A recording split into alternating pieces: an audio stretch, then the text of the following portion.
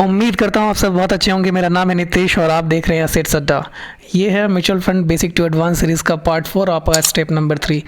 इससे पहले हमने बेसिक्स बातें कर ली हैं म्यूचुअल फंड्स के बारे में, लाइक स्कीम्स के बारे में और प्लान्स के बारे में। स्कीम जैसे large cap, small cap, mid cap क्या होते हैं, प्लान क्या होते हैं, regular plan versus direct plan, ये काफ़ी डिटेल में बातें करी। अगर आपने वीडियो नहीं देखा है तो मैंने डिस्क्रिप्शन बॉक्स में लिंक दे रखा, वहाँ जाके आप वॉच आउट कर सकते हैं।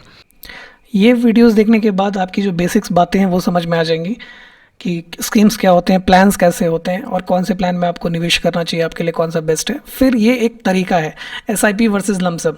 बेसिकली ये दो जो तरीका है एसआईपी और लमसम निवेश करने का म्यूचुअल फंड में, बहुत ही फेमस है। आपने जरूर कभी ना कभी सुना होगा किसी के मुंह से, यार एसआईपी कर लो या लमसम कर लो। आज हम इसके बारे में डिटेल में बात करेंगे।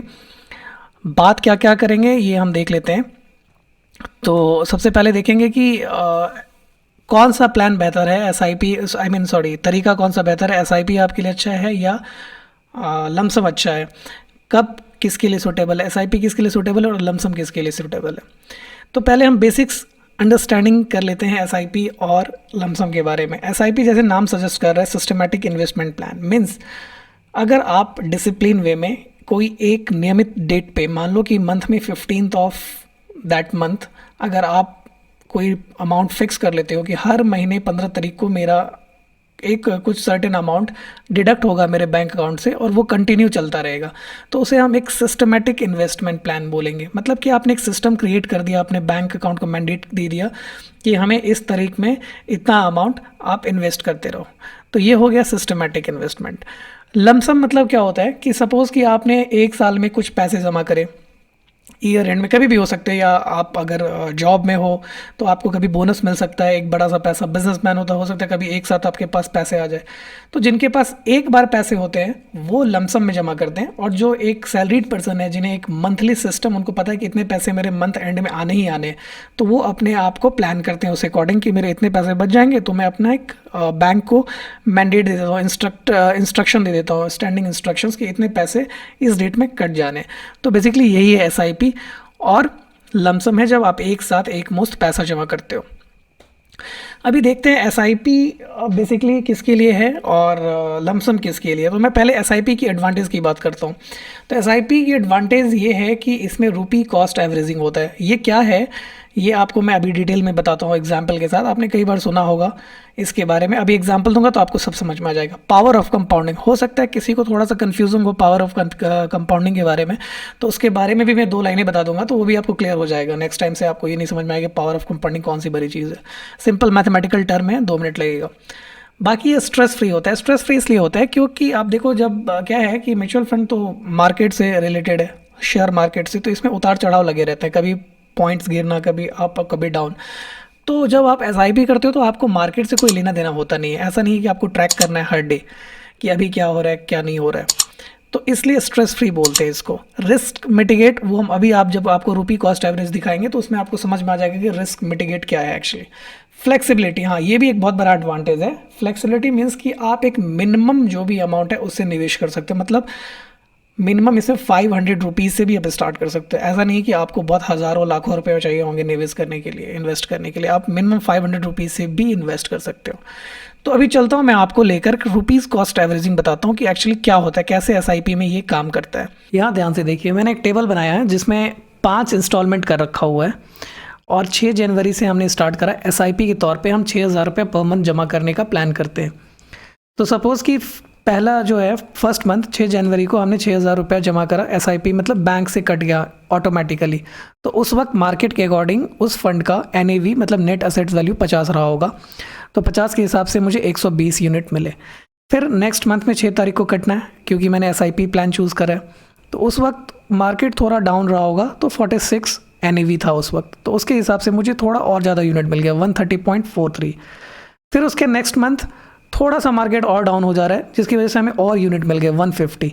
बट ये चौथे महीने में जाके मार्केट बहुत अप हो जाता है जिससे हमें एनएवी थोड़ा सा महंगा मिला, मतलब 52 का, जिससे हमें यूनिट कम मिले 115.38। और 5th मंथ में जाके फिर से वही एनएवी आ जा रहा है 50 जो स्टार्टिंग मंथ में थे जनवरी में।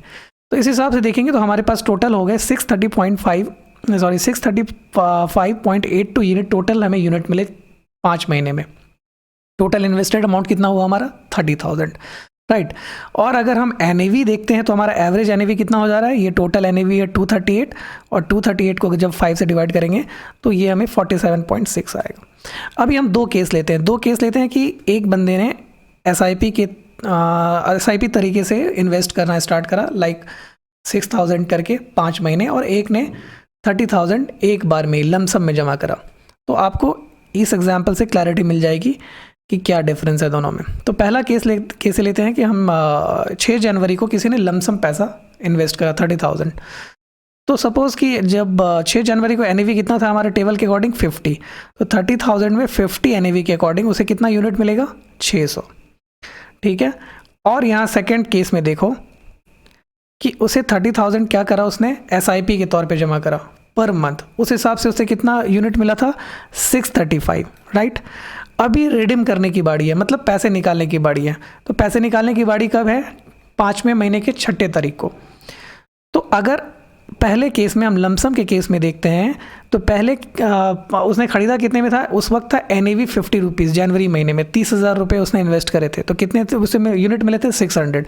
अब उसे रिडीम करना है 6 of January, February, March, April, May, 6 of May को करना है, राइट।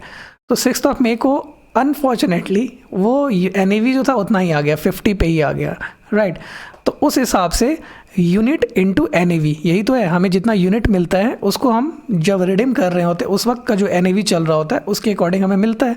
तो 600 उसको मिला था और 50 प्राइस आ गया, तो उसने जितना इन्वेस्ट करा 30,000 उतना ही वापस उसको 30,000 मिला। अभी सेकेंड केस में देखते हैं, क्योंकि उसका एवरेज करके अप डाउन हुआ मार्केट, और एवरेज करके उसका टोटल यूनिट हो गया 635.82, और NAV उसको रिडीम करना है वही मई, 6 ऑफ मई को, तो उस वक्त तो NAV 50 है। अभी वो जब 50 को 635.82 से जब रिडीम कर रहा है, जिस वक्त मल्टीप्लाई कर रहा है, मीन्स उसका टोटल अमाउंट कितना मिल रहा है, ये 31,791 रुपया। यहाँ पे आप देख पा रहे हैं कि करीब करीब 1,700 रुपये का डिफरेंस, 1,800 रुपये का डिफरेंस आ रहा है। तो बेसिकली ये एग्जांपल मैंने आपको समझाने की कोशिश करी कि SIP में रुपीज़ कॉस्ट एवरेजिंग का क्या मतलब होता है। इसका ऐसा नहीं कि ऐसा ही होगा हमेशा, ये जस्ट मैंने आपको एग्जांपल देकर समझाने की कोशिश करी है। तो अभी मैं आपको कंक्लूज़न बताता हूँ कि बेसिकली इसमें आपको कैसे, अब कौन सा स्टेप लेना चाहिए, आपके लिए कौन सा बेहतर होगा। तो मेरे हिसाब से देखो, लमसम भी एक अच्छा तरीका है और SIP भी एक अच्छा तरीका है। लमसम किसके लिए है, जो स्टॉक मार्केट के बारे में जानते हैं, जो बहुत ही क्लोजली ट्रैक करते हैं। सपोज़ कि अभी मैं वीडियो रिकॉर्ड कर रहा हूँ 28 अगस्त को 2021, इस वक्त Sensex, Nifty, bank Nifty all time high पे चल रहा है, काफ़ी वोलेटाइल मार्केट हो चुका है। सपोज़ कि अभी मैं अपनी एग्जांपल लूँ, मुझे किसी ने सजेस्ट किया कि आपको म्यूचुअल फंड में निवेश करना है, 2 तरीके हैं, SIP या लमसम, दोनों ही बेहतर हैं, जिसमें करो, जिसमें करना चाहो कर लो।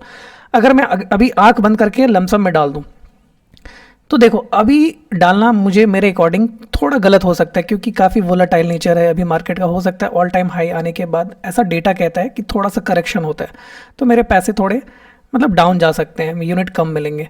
बट अगर मैं SIP करता हूँ, तो जैसे कि अभी आपने एग्जांपल में देखा कि SIP में रुपीज़ कॉस्ट एवरेज हो जाता है, मीन्स जब भी मार्केट डाउन जाएगा तो आपका जो पैसा है वो एवरेज होके काफ़ी अच्छा उसका यूनिट मिल जाता है। तो इसके अकॉर्डिंग मैं ये कहना चाहूँगा कि लमसम उनके लिए है जो मार्केट को क्लोजली ट्रैक करते हैं, जो मार्केट के बारे में जानते हैं, कितना अप हो सकता है, कितना डाउन हो सकता है, उनके लिए लमसम है। या फिर आप जिसके पास सरप्लस मनी है, जिनको एक साथ कभी बहुत ज़्यादा पैसा आ जाता है, उनके लिए बेहतर है। SIP दोनों के लिए ही बेहतर है, और सैलरीड के लिए तो है ही। जिनके पास एक फिक्स टाइम में पैसे आते हैं मंथली, उनके लिए SIP बेस्ट है। उनके लिए बिल्कुल ही सोचना ही नहीं है, एकदम स्ट्रेस फ्री होकर आप पैसे लगाओ, मार्केट अप डाउन का कोई टेंशन नहीं है। एक लंबे टाइम के लिए लगाओ, 3 साल, 4 साल, 5 साल के लिए, वो एवरेज होके रुपीज़ कॉस्ट एवरेज होके काफ़ी अच्छा रिटर्न मिलेगा।